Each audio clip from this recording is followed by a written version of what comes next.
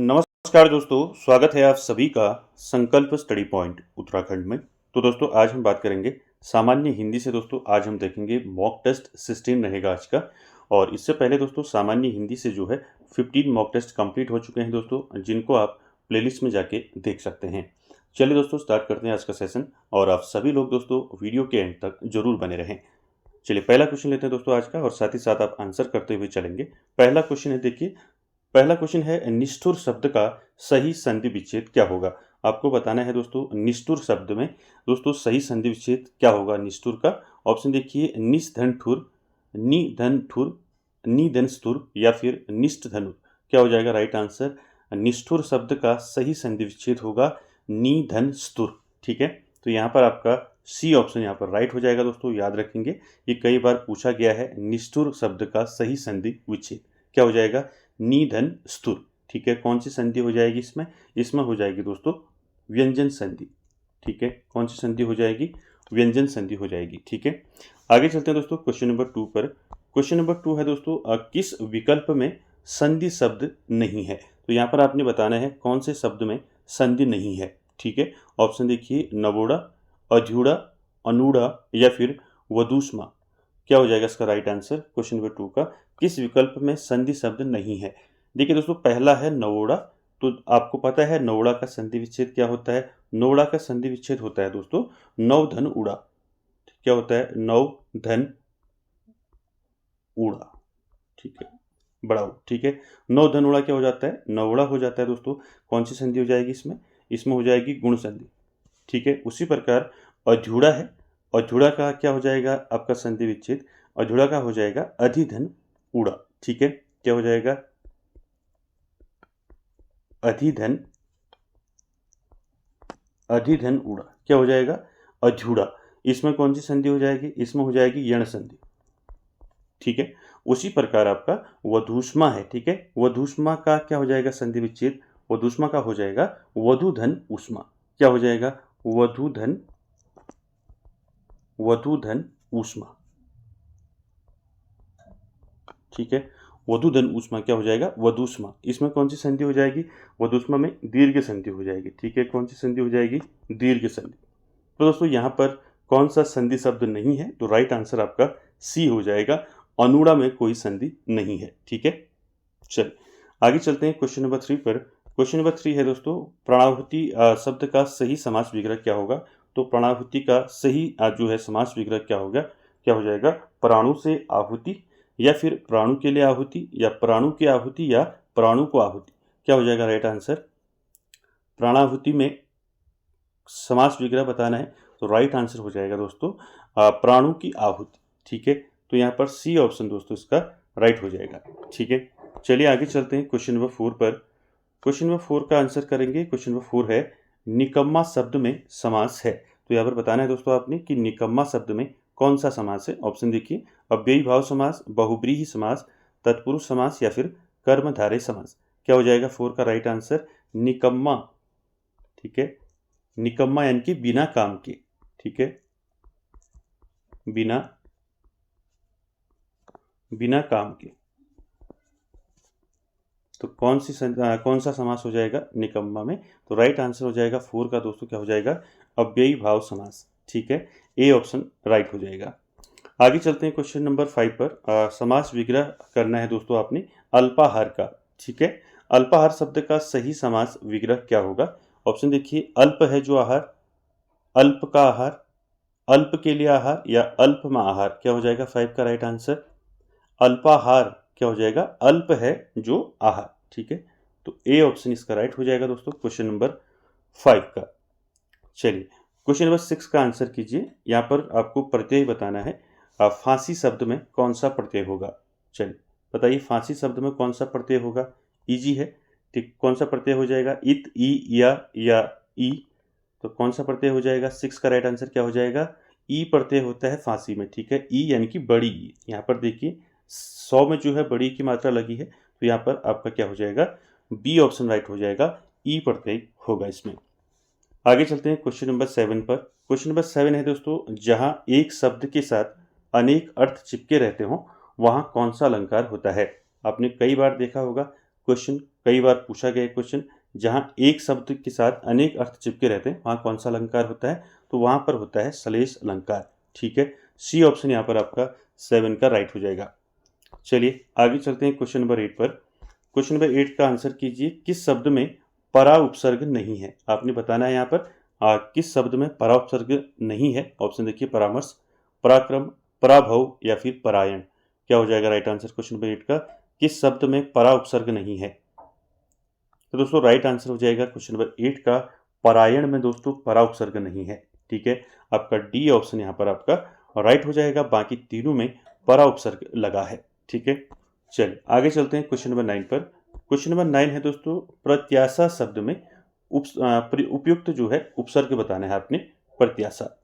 तो प्रत्याशा में कौन सा उपसर्ग है बताइए, प्र उपसर्ग है, प्रति उपसर्ग है, प्रत उपसर्ग है या फिर प्रति उपसर्ग है। तो याद रखेंगे दोस्तों, बहुत से बच्चे यहाँ पर प्रत्याशा में प्र उपसर्ग कर देते हैं।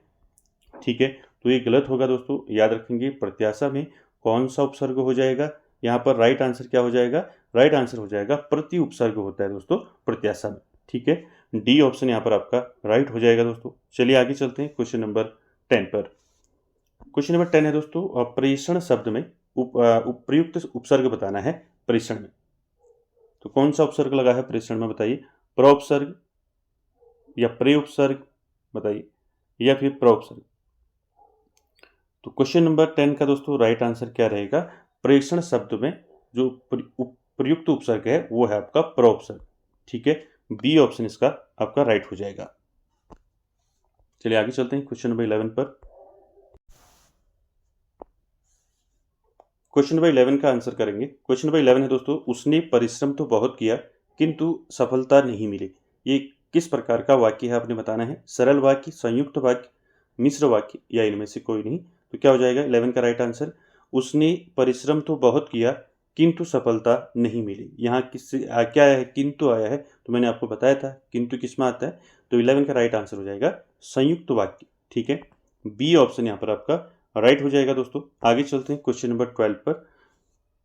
क्वेश्चन नंबर 12 का आंसर कीजिए, ईश्वर तुम्हें लंबी आयु प्रदान करे। तो एक किस प्रकार का वाक्य है दोस्तों, आज्ञावाचक, संकेतवाचक, इच्छावाचक या इनमें से कोई नहीं।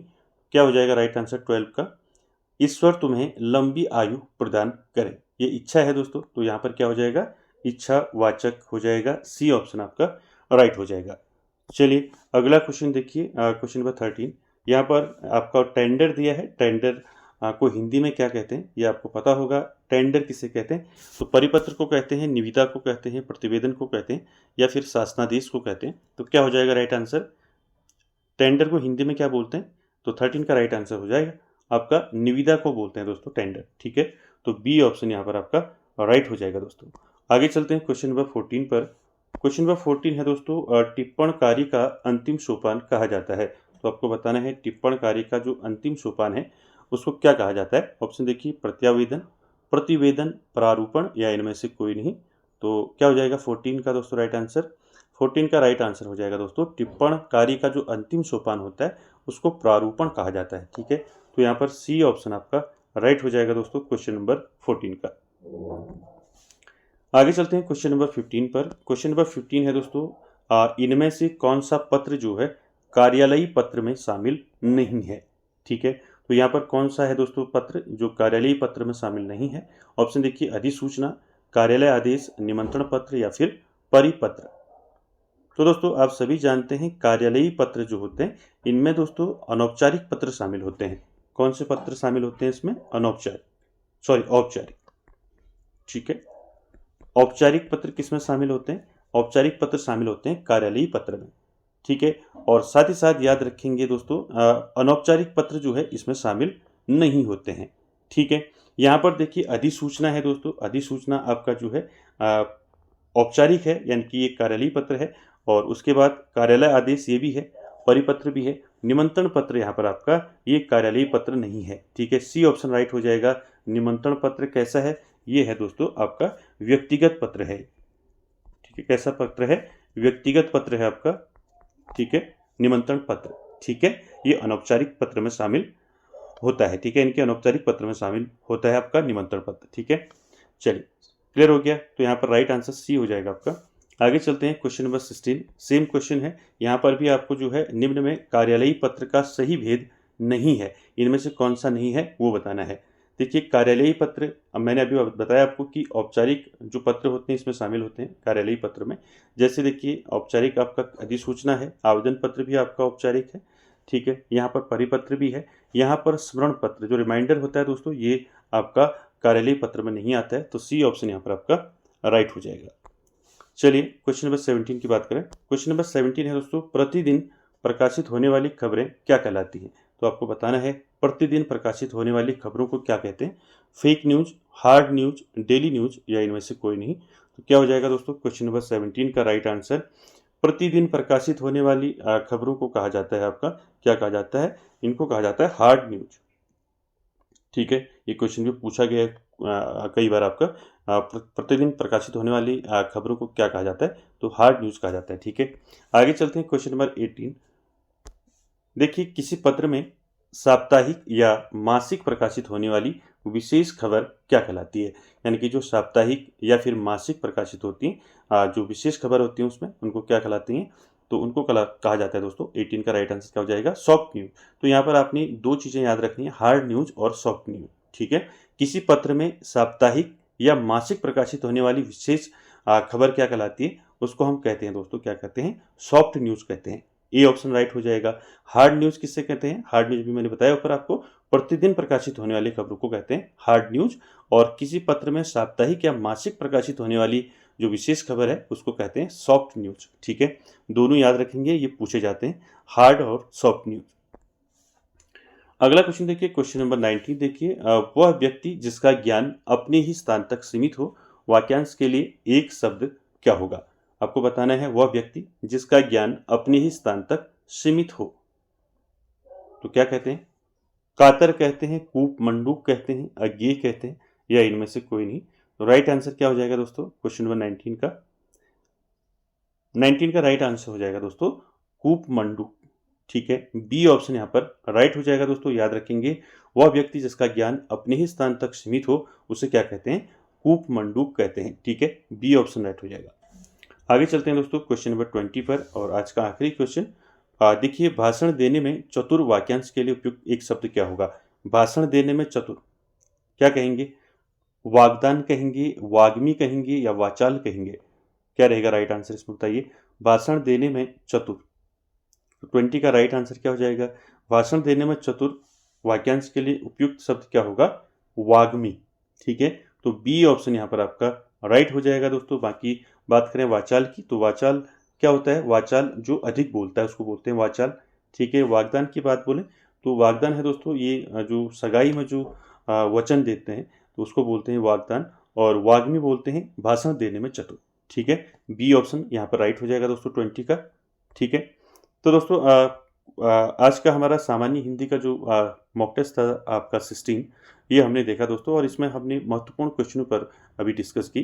तो इसको आप जरूर देखें दोस्तों दोबारा, क्योंकि यहाँ से आपके क्वेश्चन जरूर देखने को आपको मिलेंगे। तो दोस्तों आज का सेशन यहीं तक, और वीडियो को एंड तक देखने के लिए थैंक यू वेरी मच।